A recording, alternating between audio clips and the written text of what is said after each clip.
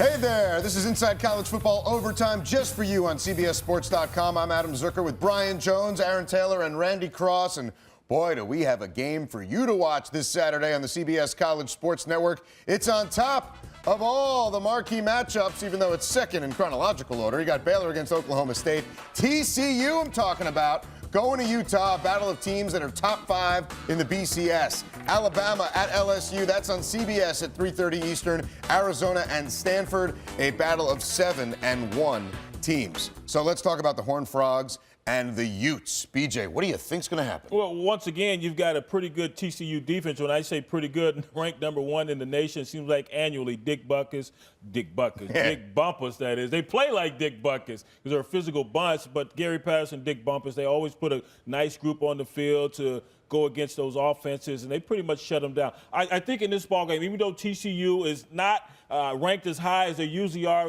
tackles for losses, sacks, I think they're still going to be able to put a lot of pressure on that Utah offense, and Utah's going to have to be able to run the football if they're going to win. That's as big a game as they've played in this series since, last year? Yeah. At this time?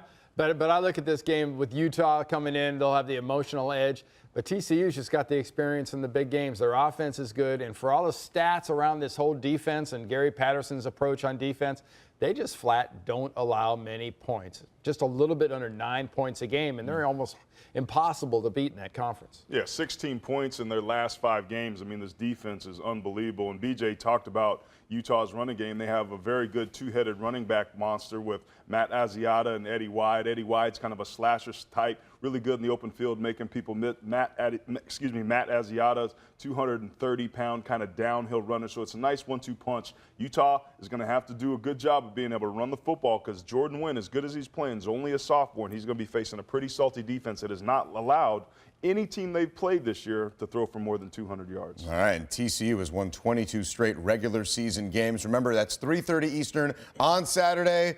Our man Aaron Taylor, he'll be in the booth. Brian Jones and I will be in the studio. Randy Cross, undisclosed location. Thank you for joining us here at Inside College Football Overtime on CBSSports.com. Remember, Inside College Football every Tuesday night at 10 Eastern.